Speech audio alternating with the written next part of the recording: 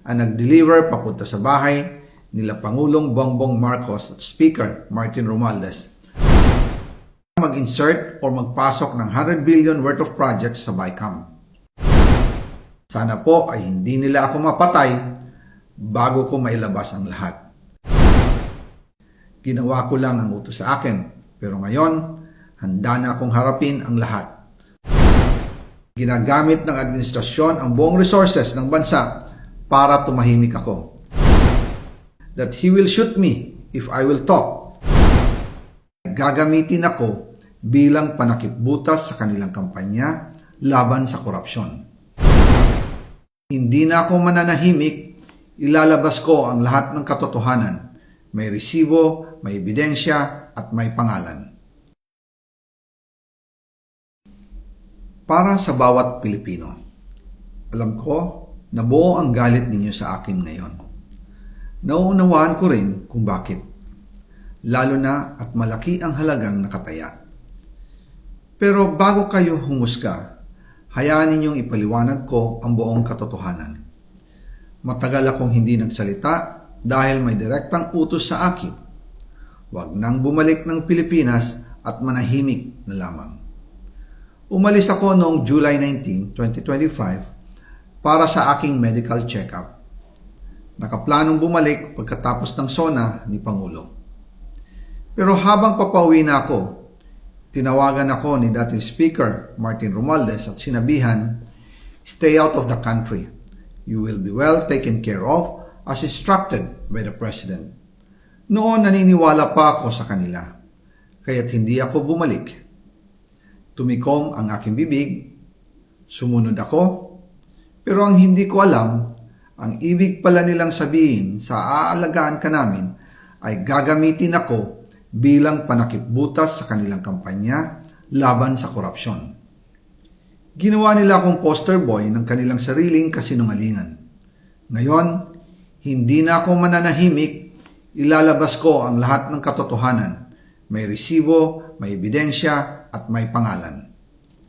Nagsimula ito nung tumawag si Sekmina Pangandaman sa akin nung nag-umpisa ang BICAM process last year, 2024. Ang sabi niya, katatapos lang ng meeting nila ni Pangulo at may instructions na mag-insert o magpasok ng 100 billion worth of projects sa BICAM. At sinabi pa ni Sekmina, you can confirm with Yusek Adrian Bersamin dahil magkasama sila sa meeting ni Pangulong BBM noong araw na yon.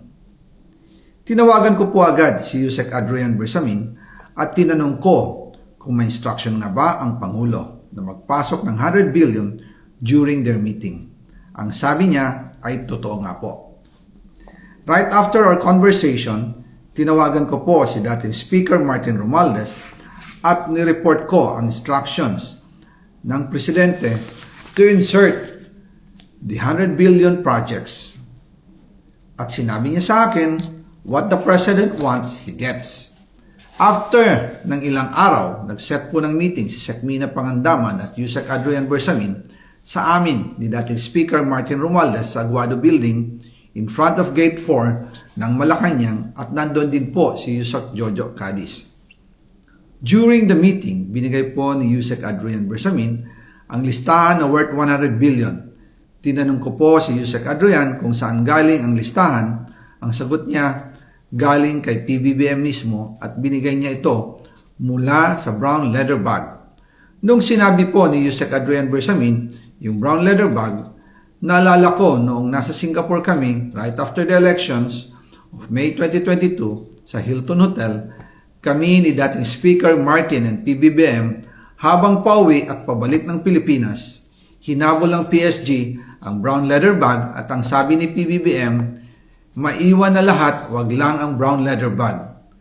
Kaya naniwala ako na utos talaga ito ng Pangulo. Pagkatapos ng ilang araw, I informed sina dating Speaker Martin Romualdez, Sekmina Pangandaman, Yusek Adrian Bersamin, and Yusek Jojo Cadiz na kung pwede 50 billion lang ang ipasok sa program funds dahil so sobra ang DPWH funds versus sa DepEd. In practice, hindi pwede na mas malaki ang budget ng DPWH kaysa edukasyon.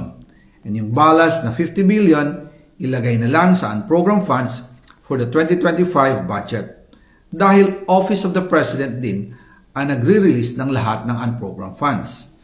Pagkatapos ng isang araw, tinawagan ako ni Sec Mina at sinabi ang mensahe ng Pangulo.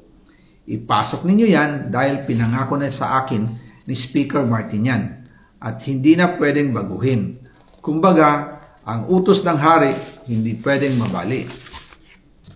Again, I informed the Speaker and asked clearance about the instructions ng Pangulo. At ang sabi niya, wala tayong magagawa. Kaya po nagtataka ako kung bakit sinasabi ni Pangulo na hindi niya makilala ang budget, samantalang lahat na binawas at dinagdag sa mga ahensya ng gobyerno ay humihingi ng approval sa kanya si Sec Mina Pangandaman.